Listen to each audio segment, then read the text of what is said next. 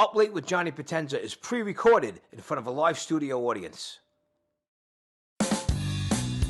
Coming to you live from the city that never sleeps, New York City. It's Up Late with Johnny Potenza.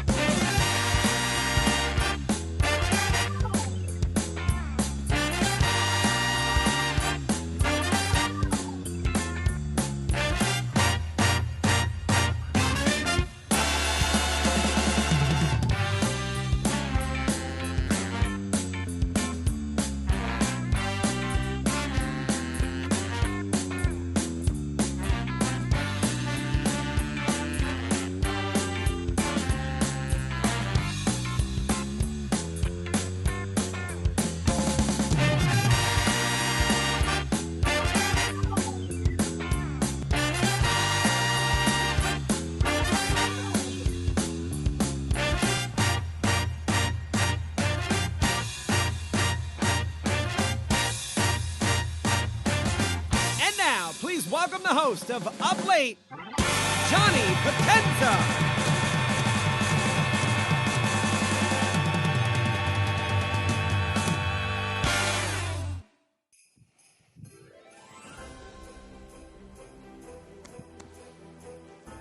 How you doing, ladies and gentlemen?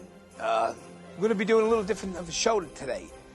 We usually pre-record in front of a live studio audience, and today we're actually going to be bringing it back like old school Joe Franklin and no studio audience. One of the main reasons is we're breaking in a new director, and this is what it is. So welcome to the Up Late with Johnny Potenza Christmas show, and it's just going to be me and you. Everybody out there that's watching the show, and I hope you had all had a great Thanksgiving. I already started. And, you know, Christmas time of the year is my favorite time of the year. And I always loved Christmas, ever since I was a kid. But, you know, as I get older, and for all of us, it's a little bit melancholy because a lot of us, I'm sure, we lost loved ones out there. And around the holidays, sometimes it gets tough. But for whatever family and friends that we do have, you got to enjoy the while they're here. I mean, life is short, like we all know. And, the way the world is going today, no one promises tomorrow, so enjoy the holidays. We've got a great lineup of guests tonight, so let's just get on with the show. My first guest, he's a pop culture historian. Pop culture historian, right? Yeah, pop culture historian. He's an author, and he's the first KISS consultant of the KISS catalog. We have Robert V. Conte with us tonight. Yeah, I'm not used to not having an audience.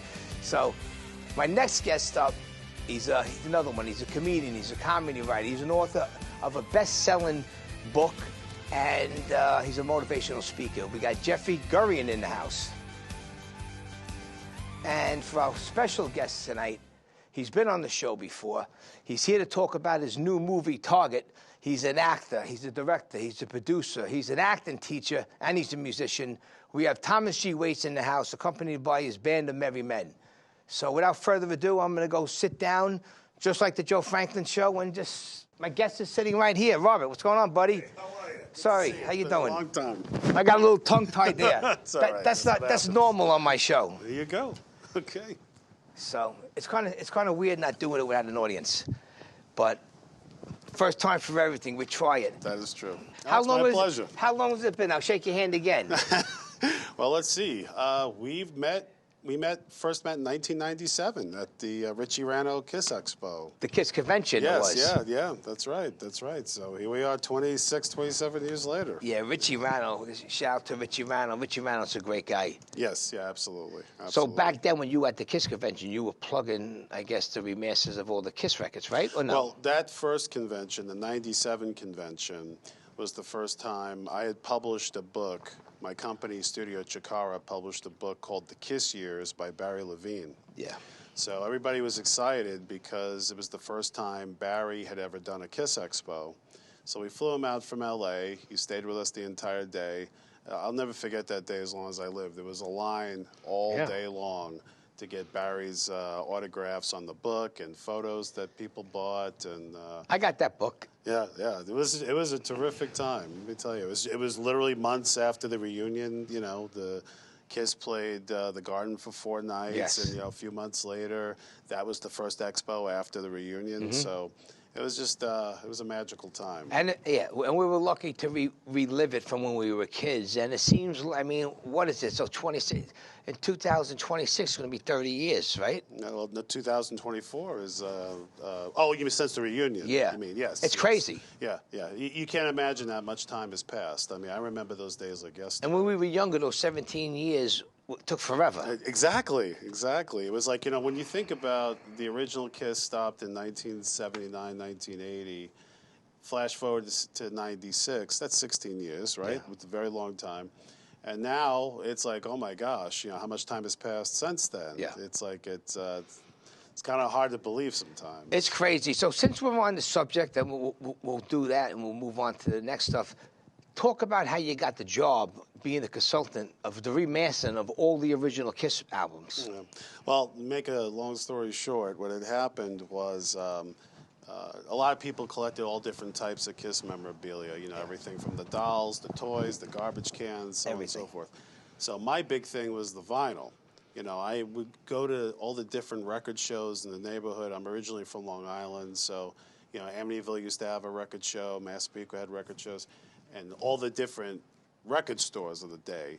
I would go there constantly, look through the used sections, and every time I'd see a variant on the vinyl, whether it was the blue Casablanca label with the silver lettering, or the blue with the black lettering, the tan with all the camels, the tan without the camel. I mean, it was crazy. Even back then, it was like, I can't believe all these different versions of the same records were out. Well, back then there were multiple record factories across the country that would make the albums at the same time. Oh, okay. So not every factory followed the same guideline as far as their labeling, as far as their stamping, so on and so forth. So if you bought a Kiss record in California, more than likely it looked different than the one you would buy in New York, So, and we learned this later on, but it was interesting that, for instance, the first Kiss album that didn't have Kissin' Time on it, that was a big collectible pretty much since the beginning. Yeah.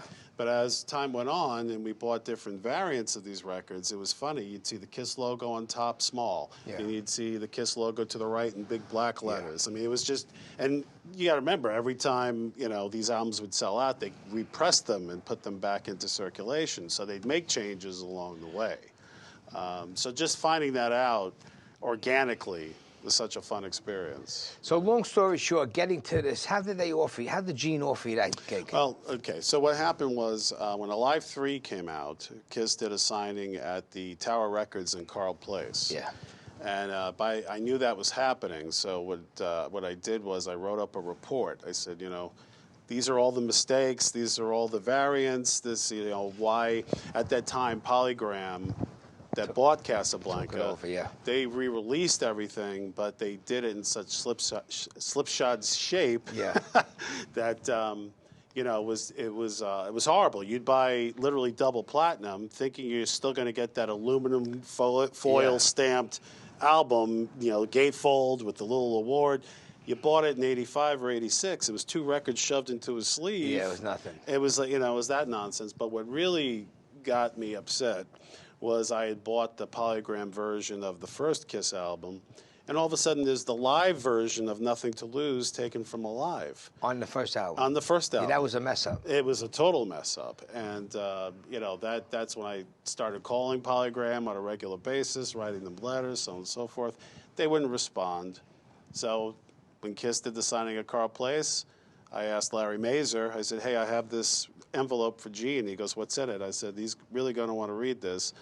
So Larry went to Gene, spoke to him for a few seconds. I handed him the envelope. He asked me what it was. I said, it's all the mistakes that Polygram has made in the Kiss catalog up to date.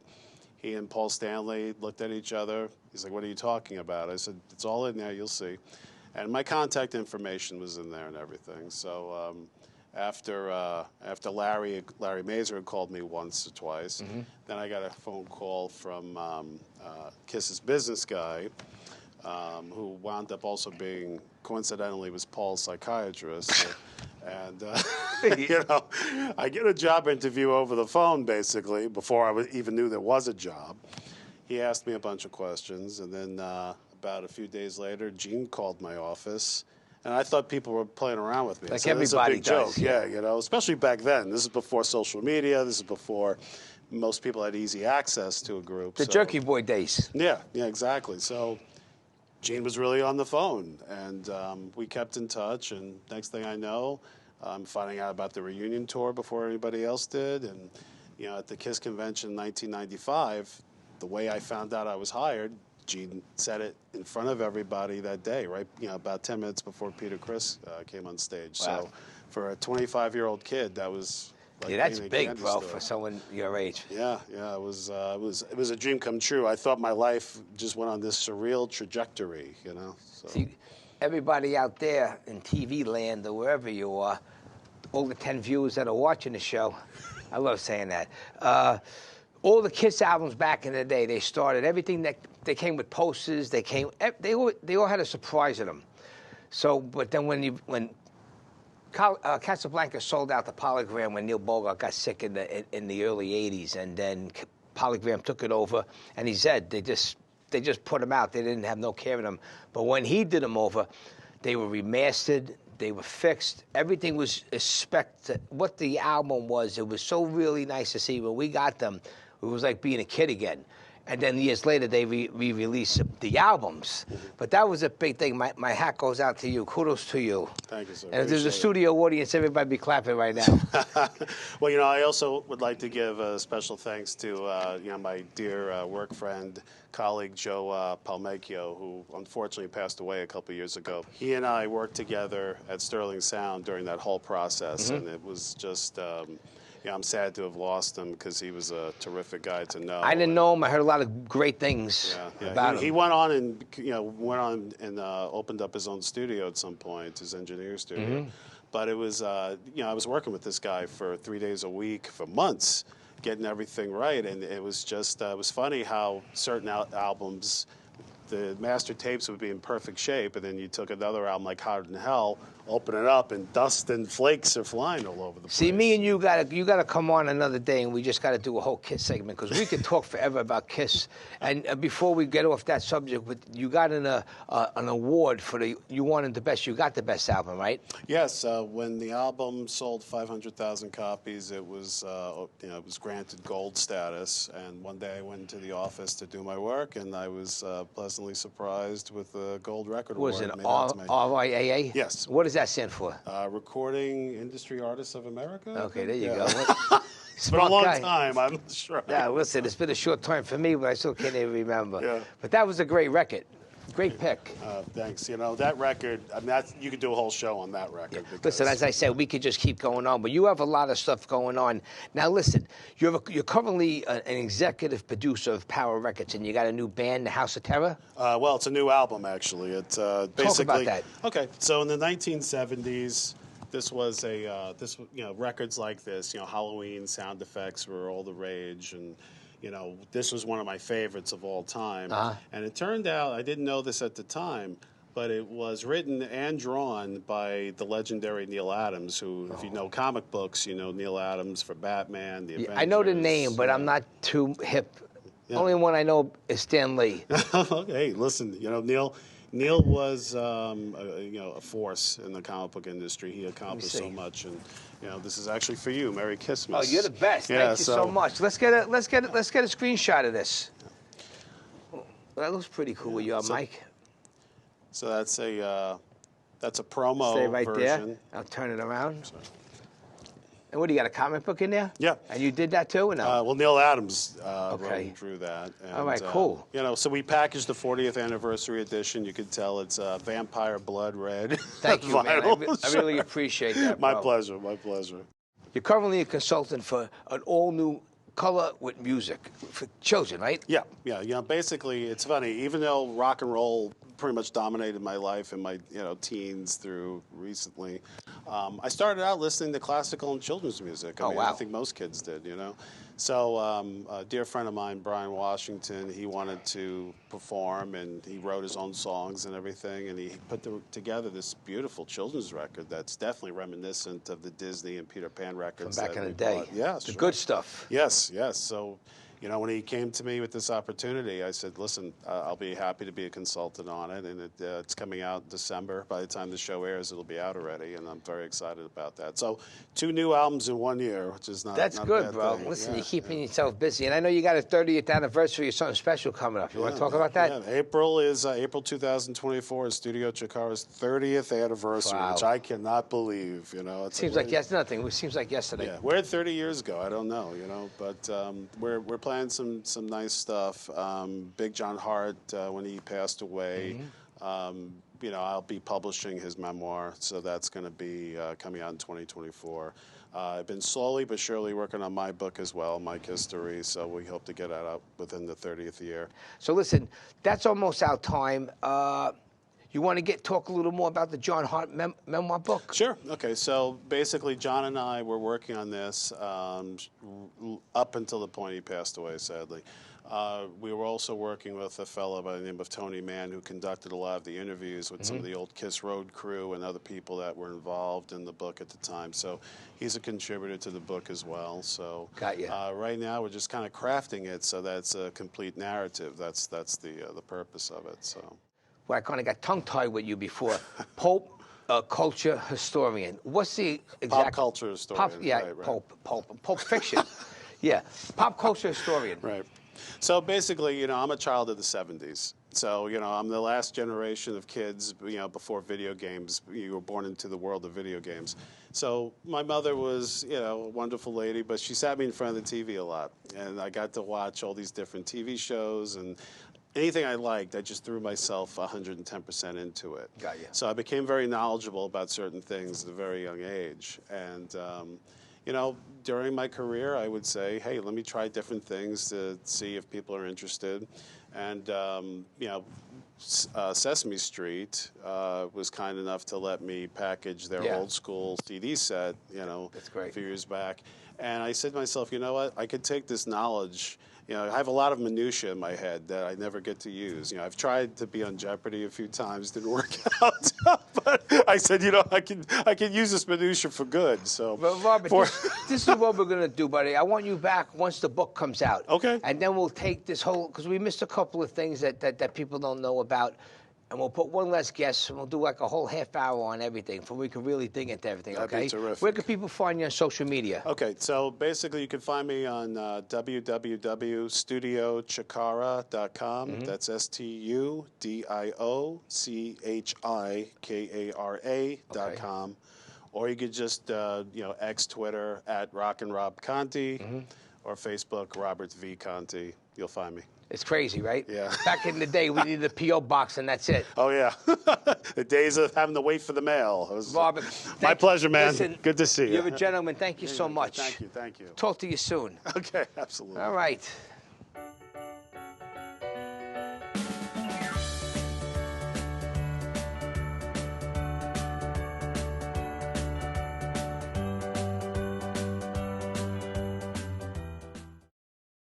We all make choices about alcohol. Kids make choices whether to drink or not. Bye, Dad. Bye-bye. Remember, I'm going to Alex's party tonight and sleeping over. Have fun. Hey, remind me about that party again? And adults make choices whether to talk about it. That's true of parents and every other trusted adult in a kid's life. Kids want to know our expectations, and they want honest answers in everyday conversations. So talk with your kids and help lead them on a positive path. Because when you talk, they hear you.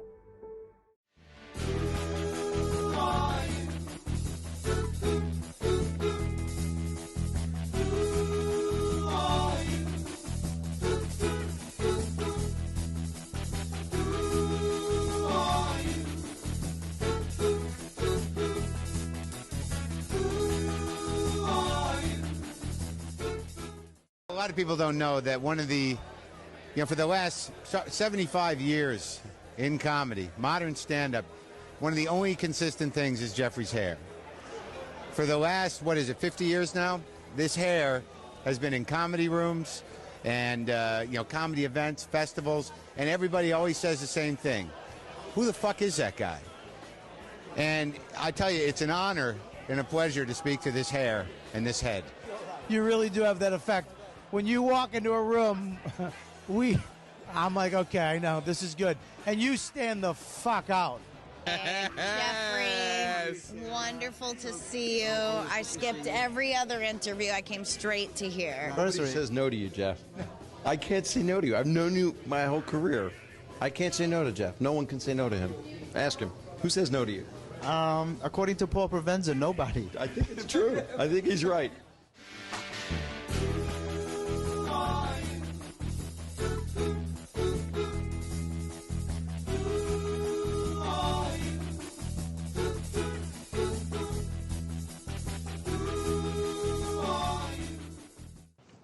And there you have it. He's a comedian, he's a comedy writer, he's a best-selling author, motivational speaker, and he's actually a doctor, believe it or not. He's sitting right here. My man, Jeffrey, what's up, buddy?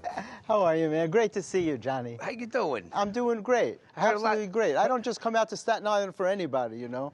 Come out for you. When the wise guy at late night calls, you come, right? I come, that's it. I don't ask any questions. Thank you so I just much. Come. You know, your hair is a big trademark for you. It actually is. It's part of my brand. And you know how I get it that way? How? Electricity and Viagra. I was going to say. I put my finger in a light socket and take that little blue pill, and it just goes like. You're funny, bro. Just goes and it like looks that. like you got a haircut. Did you get a haircut recently? No, it's just, no, I didn't actually get a haircut. I just made it a little neater. Okay. That's well, all. you ran out of It's gel. hard. It's hard. Yeah. It's not easy. When I travel with a whole suitcase full of hair products. Now, listen. Well, you got a lot to talk about in a short amount of time, but I want to try to get as much as I can. And when did you start doing stand-up comedy? Well, I was writing as a comedy writer for years before I started actually performing stand-up. My first big star that I ever wrote for was Rodney Dangerfield and Joan Rivers, and I got to write for Gilbert Gottfried and Richard Belzer and Andrew Dice Clay, and I was the main writer for the Friars Roast for 12 years while I was in practice as a cosmetic dentist. That's very impressive. I mean, like dentists, stand-up, entertainment. It's crazy. It's crazy. But you know, my nurse had very strict instructions. Never interrupt me when I'm with a patient unless it's for show business. So she'd come in and she'd say, Dr. Lewis is on the phone. Jerry Lewis used to call me. And Dr. Rivers is on the phone. The only one no one believed was Dr. Dangerfield. No one ever. So that's what they used to say, doctor? That's how I was able to leave the chair. Otherwise, I was very serious. I was a cosmetic specialist. Wow. And then I taught for 12 years at NYU. I was a clinical professor in oral medicine and orofacial pain. Wow. And my specialty was headaches from clenching and grinding your teeth, which is very common these days. We're living with so much stress that so many people have stress-related illness, and they get headaches, and it's because they're clenching and grinding their teeth. You name one person that we know that doesn't have stress.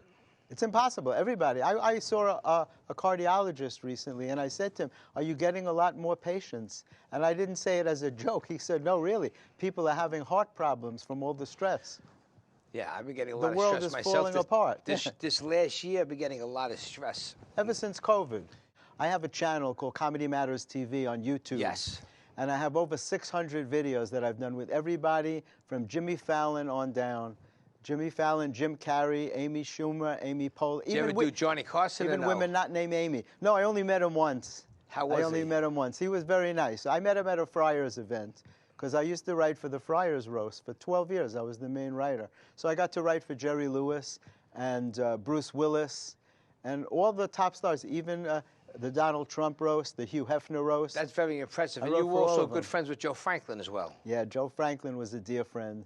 And I was with him the night he left us, believe it or not. We were talking about that, both of us. I went to the hospital that night, too. I left. I was there a few minutes before he made his transition. Yeah, he was... And I felt that I shouldn't be there for that. I didn't feel... I stayed 5 minutes. I did, too. I said a prayer, and I left. That was it. But he was a great guy and a great supporter of comedy. Now, Just for Laughs Comedy Festival, 30 years. 30 years I've been covering that festival. That's crazy. Yeah. Last year I went for the 40th anniversary, and I brought my VIP pass from 1992, pristine condition. They couldn't believe it. The head of the festival said, "Can I take a picture of that?" It was amazing. And in those days, it wasn't even on a lanyard. But it's the biggest comedy festival in the world. They hold it every year at the end of July in Montreal. Okay. And they bring me up, and that sounds like fun. I get to do the red carpet for the Just for Laughs awards.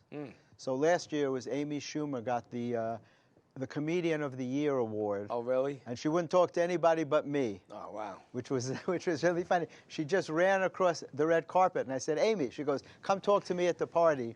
And we did a little interview. She didn't want to do the red carpet. Now, before we get into some of the books that you wrote, Jeff had a big stuttering problem, and he wound up inventing a cure for it. You want to elaborate on that and tell us how that works? Because I stutter every now and then. Well, thank you so much for bringing that up. I always appreciate being able to talk about it. I started stuttering when I was about 6 or 7 years old, and I stuttered through my 20s and even into my 30s. Bad?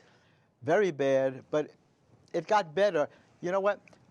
When I went to college, I made myself run for the president of the freshman class, and I couldn't say my name. I could never say Gurian. Most stutterers can't say their own name, believe it or not.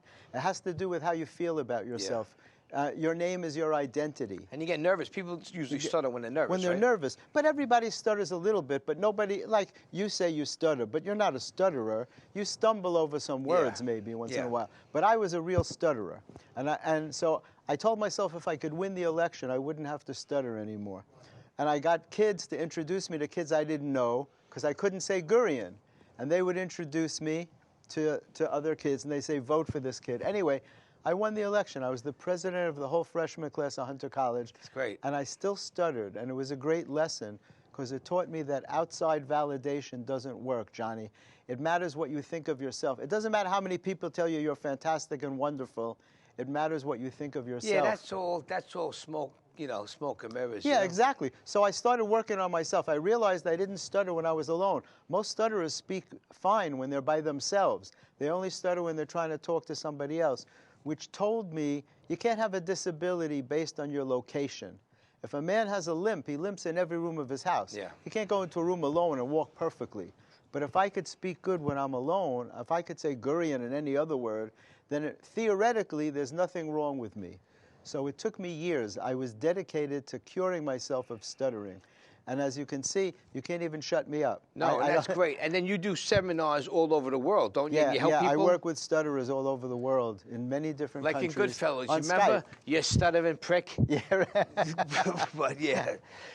Now you just can't leave. Edit. That's the line that was great. Goes, that was Bronx Tale. No. Now you just can't leave. When Chaz Palminteri says to the bikers. Now you can't leave was the Bronx Tale, but you stuttering prick with some Goodfellas. Yeah, it was from Goodfellas, yeah. So now listen, let's jump from one fence over the other. Good. Now you have 8 books out. 8 all books, on self-help and making people happy. No, Talk to me. 5 are on comedy, and the last 3 are my happiness series. Okay. 5 are on comedy. One I did with Chris Rock about the history of the comedy club where he was discovered by Eddie Murphy. Oh, wow. And then I decided I wanted to put out books that help people after I recovered from COVID. So the first book that I did in my happiness series is called Healing Your Heart by Changing Your Mind. I don't know if you could see it. There's a meditating dog on the cover. You know how hard it is to get a dog to sit in lotus position? And that book became a bestseller on Amazon. It was the first in what I call my happiness series. Okay. Then I wrote the book Fight the Fear, Overcoming Obstacles That Stand in Your Way, because we're all battling fear, Johnny.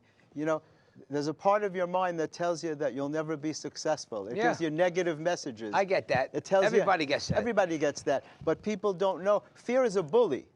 It wants you to stay in bed with the covers over your head and never do anything. And I'm like, F you to the fear. So I've been battling fear my whole life, and it's how I stopped stuttering, and it's how I started performing comedy. Mm-hmm. I was afraid to go on stage because I wrote for so many people. So the last book in the happiness series is called Facing Adversity, Stories of Courage and Inspiration. And it's true stories of people that have overcome major obstacles in their lives. I've always admired people who did that, you know, and because some people, everybody's got obstacles in their life, right? Some people are crushed by them, and other people find their inner strength and they overcome them.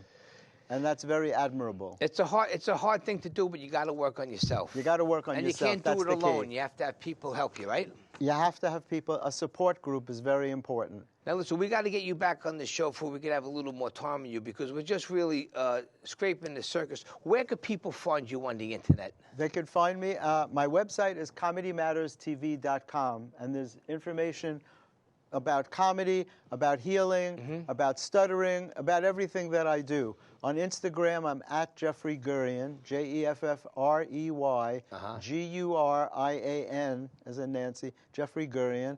And on Facebook, same, Jeffrey Gurian. And I always give out my email if people have questions, if they know anybody who stutters.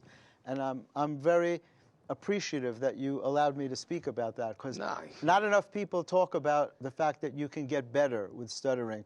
So I have a website called StopStutteringNowGurian.com, and there's testimonials, there's videos of people who've gotten better. Pretty cool. So yeah, it's great. So if people want to check it out, and if they want to write to me, Jeffrey@JeffreyGurian.com is my email.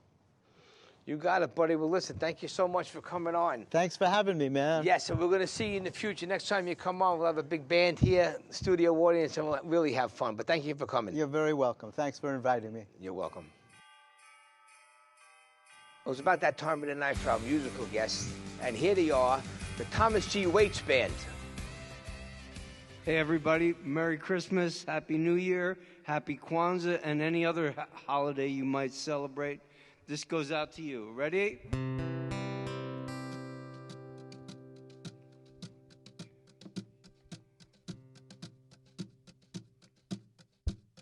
Said the night wind to the little lamb, do you see what I see? What I see? Do you see what I see? Way up in the sky, little lamb, do you see what I see? Do you see what I see? A star, dancing in the night, with a tail as big as a kite, with a tail as big as a kite. Said the shepherd boy to the little lamb, do you hear what I hear? Ringing through the sky, shepherd boy, do you hear what I hear?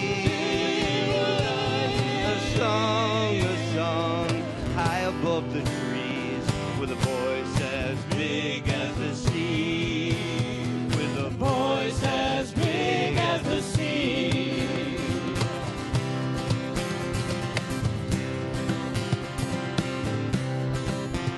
Said the shepherd boy to the mighty king, do you know what I know? Do you know what I know? In your palace war, mighty king, do you know what I know? Do you know what I know? A child shivers in the cold. Let us bring him silver and gold. Let us bring him silver and gold.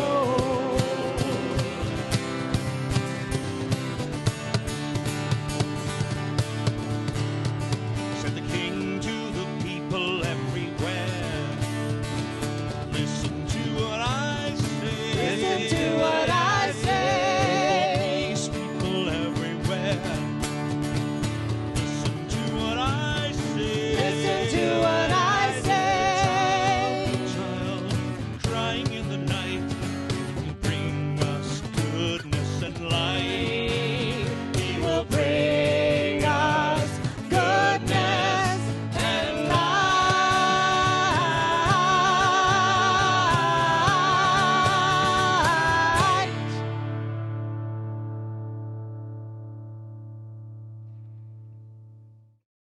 This next song is from a film that I wrote and directed called Target. Please go out and rent or buy it. It's only $10. And this is the theme song from that movie. But make sure the kids are in bed. 2, 3, 4.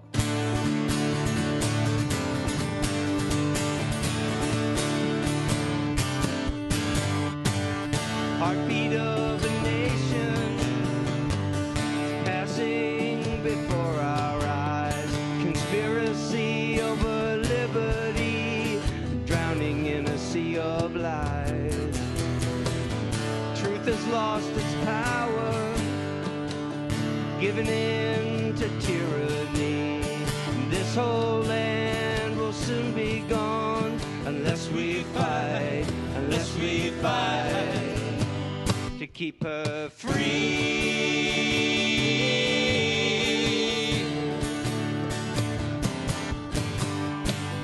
We want to be free. We want our children to breathe. We want to believe that we have the right to dream. Kingdoms may rise, but soon they will fall. Do they have the power to keep us from dreaming at all?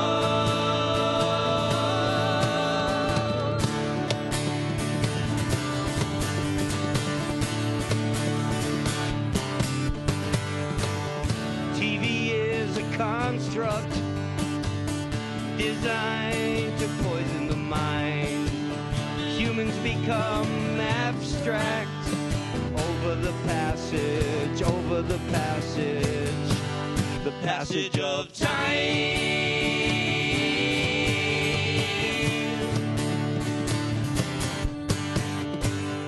We want to be free.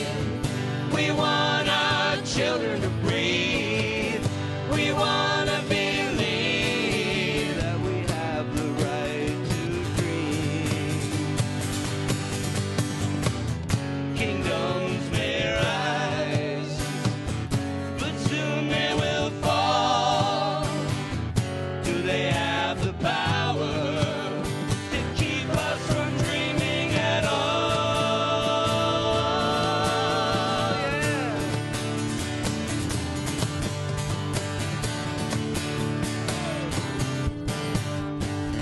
Truth has lost its value. Information is exchanged. This whole world will soon go on. Go up, yeah. We'll go up in flames.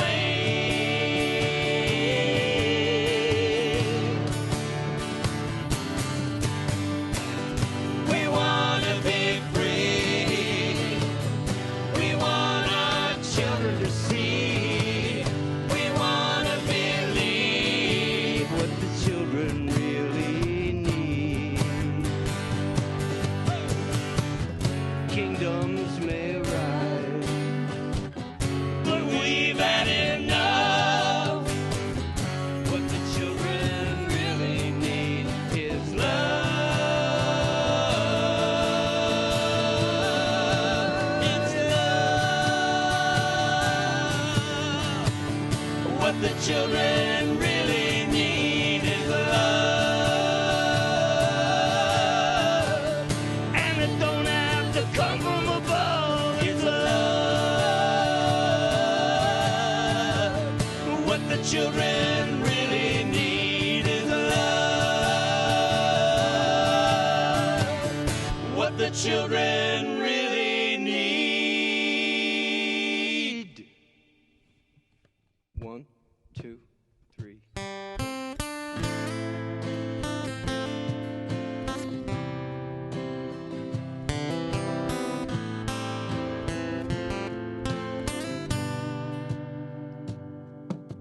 Her lovely beauty is like a white swan, lonely sea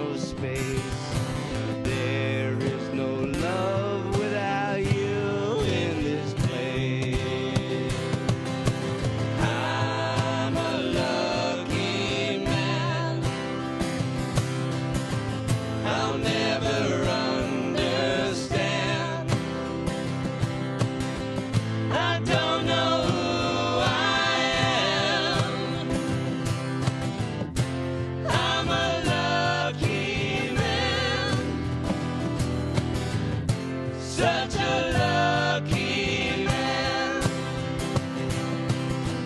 Where do we go from here? We've got to learn to face our fears. No matter where we stand, I'm a lucky man. I'm a lucky man. She's like the rain in the summer night, beating on the pain she brings in the light. I'm a lucky man. I'll never understand. I don't know who I am. I'm a lucky man. Such a lucky man. Never understand why I'm a lucky man. I'm a lucky man. I'm a lucky man. I'm a lucky man. I'm a lucky man. I'm a lucky man. I'm a lucky man. Thank you. Thank you very much. Merry Christmas. Happy New Year. Happy Kwanzaa.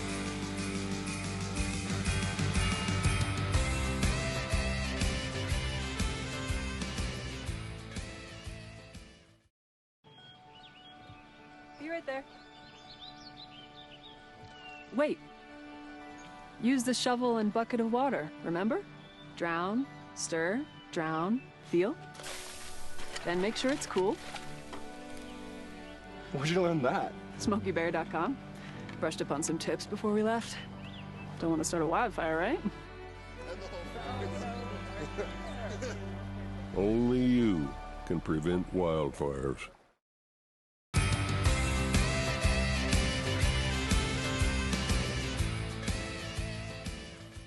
All right, the Thomas G. Waits Band. I got the man himself right here, Thomas G. Waits. What's up, pal? Hey, Johnny. Good to see you, man. How you doing, kid? You know what's so funny? It's like, it's in the stars. You're always on you were on a lot of Christmas shows. Yeah, right. I was on one of your other. This is your third Christmas show throughout all the years. I'm a regular fixture around here. That's it. It's like Johnny Carson. We're going to have you on the Christmas shows. That's nice. That's it. So nice. what's going on? Christmas is a good time of year.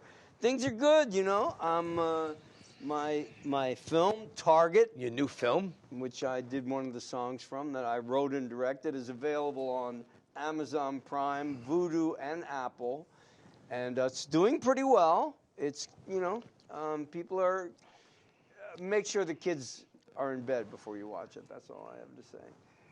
But it's still a really good film, and it's doing very well. Yeah, I saw it. Negotiation. Oh, you saw it? Of course I did. I watched it when you first brought it out.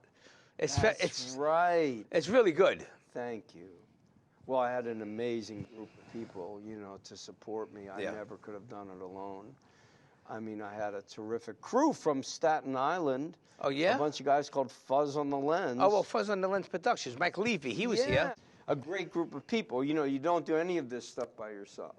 For those of you out there interested in the world of filmmaking, it is a total team. It's a total team sport. You know what I mean? You got to have a crew of people that are willing to walk through fire. You know the deal. It's anything that you want done right. The team. Yeah. One bad apple ruins the bunch. That's right. That's right. There's no doubt about that. And they really will poison the whole environment. Listen, I'm no stranger to that. Where could people watch this thing? It's on Amazon, right? It's on Amazon Prime, Vudu, and Apple. It's called Target. A playful sex comedy. But it's very deep. And, I don't know if you know the painter Bosch, but he was a Dutch painter in the 16th, 15th century, and he was obsessed with the Blessed Virgin. You're Catholic, right? Of course. So it was a group of Dutchmen, these crazy Dutchmen, a sort of coven, if you will, even though they're men, of guys that worship the Blessed Virgin. And he painted these really macabre, interesting, dark paintings. And there's a painting of hell, as you know, in the movie, that sort of is the movie is seen through the eyes of hell. Yeah, it was a very stimulating movie, too. There was some good love scenes in there. Yeah, yes. There's no nudity. No, but it's enough. Yeah. It's almost like a soap opera type sex scene. Well, Okay, I'll take that. You just see enough. Soap operas now is almost like a porno. They really are. It ain't like back in the day when we were growing up. You could watch it with your grandmother. Like if your grandma's in the room now, you got to be like, okay, grandma, go inside. Now let me ask you a question. What was your main focus on putting all your own music into this? Okay, well, that really is to do with my producer, Tony Daniels. I mean, I wrote the songs on an acoustic guitar, but he built them out into real songs. I mean, they were just ideas, and he took them and produced them along with Cedric Allen Hills, the young man playing percussion. And but Tony, in particular, of course, produced those songs. And he also did all the incidental and transitional music as well. And I've recommended him to do the music for the most recent film I've done, called Godless, directed and written by Michael. He's one of your clan, Rigliotti. Okay. And we shot that in Long Island, and it's a very interesting, story. Do you do Ride in it? I wrote Ride. I know you did, but do you do it in the movie or no? No. That's a great song. Yeah, it's a great song, and Tony sings the hell out of it, doesn't he? The last time Thomas was on a year and a half ago, it was 2 Christmases ago. They came on with the full band and we jammed, and he was having trouble with the drummer. So let me just fill in and play. So I played with them, and it was a gas. Had a great time. I went to the city to meet them, and then we rocked it out over here. And we have to do that again. We definitely will will get everybody together. We'll definitely do that again. I told him he's lucky I didn't live in the city. I wish I lived in the city near these guys because they're a lot of fun to deal with. Like, what inspired you to write this film? To write Target? Yeah. Well, it was the pandemic. And I, like Jeff Gurian, who was a fascinating guest, fascinating. And he has a lot more to talk about, too. We could have forget about it. I know. I was really, and I've known him for a long time, but from a different thing.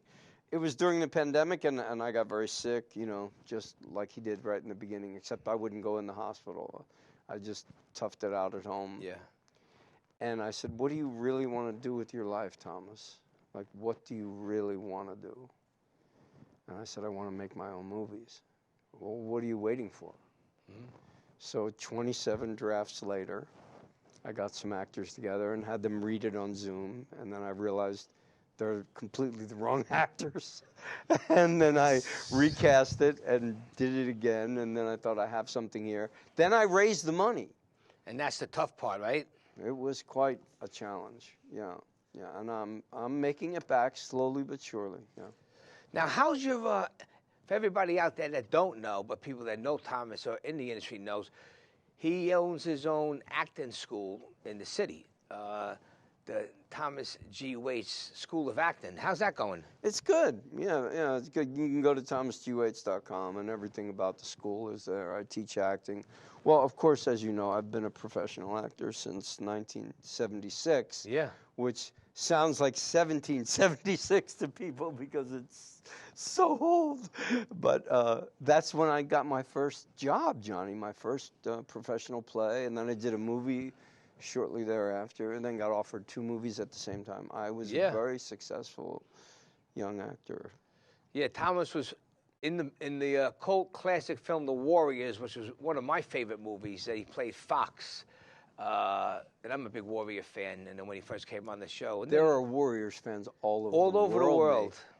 I was in Greece on Mykonos, and I'm at this outdoor cafe, and this guy comes up to me and he goes, "Oh my God, it's Fox from the Warriors." And I'm like, and this is like 10, 15 years ago, but still. Yeah. And he asked me to sign an autograph, and I sat and talked with him, and he recognized me in Greece, man. Yeah. So what's the future plans? What's next for you, bro? So I don't want to say I'm in negotiations yet. That's a bit early. to say, but there is Kelsey Grammer has agreed to star in a horror film that I've written. Oh, nice. Yeah, and will direct, and it's unlike any horror film you've ever seen because what happens is the main character speaks only Shakespeare. Oh, the main wow. villain.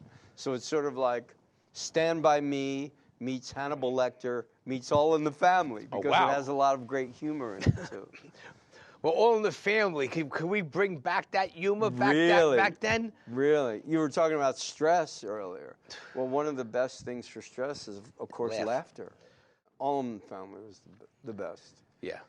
Carol O'Connor was You think the best. we could get away with that these days with all the stuff that he said? That's an interesting question because he really, Norman Lear really broached that subject before it was a subject. Yeah. Yeah. When we all knew, that our parents thought like sort of racist Everybody or was a racist anti-Semitic back then, things. I know. Yeah, I mean, but you expected it. Even if they weren't a racist, they always busted chops. Yeah. Against other. But to make someone laugh at it instead of shoot someone with a gun is a lot more fun idea, don't you think? Get rid of the guns. No, 100%, man. Now, what's the last thing I was going to say here?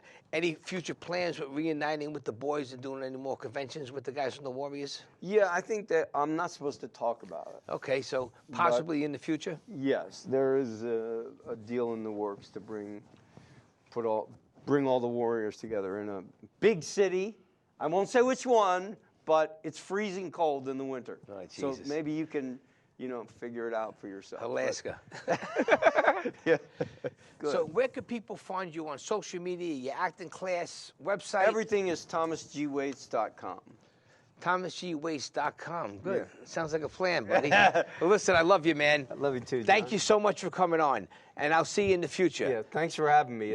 It's always good to be had. No, it's always a pleasure, and I'm telling you got to get that book down. Sit down for 1 minute. Close out the show with me. Okay. All right, everybody. Thank you for the first experiment with no studio audience, Joe Franklin style. But I'd like to thank everybody and all the guests and all our crew.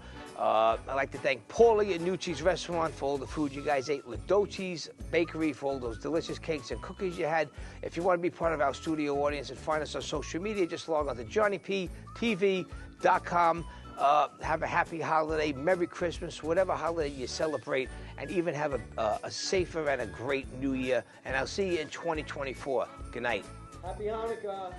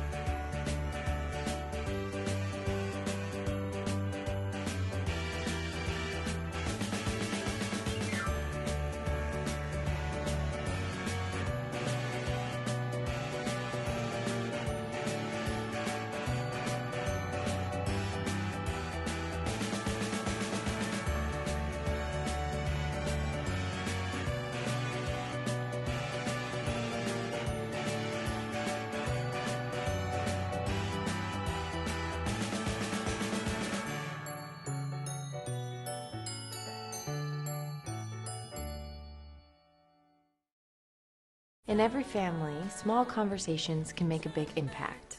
I grew up on tour with my parents. Kind of different, but we bonded over music and we talked. Honest conversations, like when my dad shared his experiences as an alcoholic. Your honesty gave me a sense of integrity that I wanted in my own life. And I wanted you to know, from someone who's been in recovery more than 30 years now, that hard work is what creates success, not alcohol or other drugs, in whatever you do.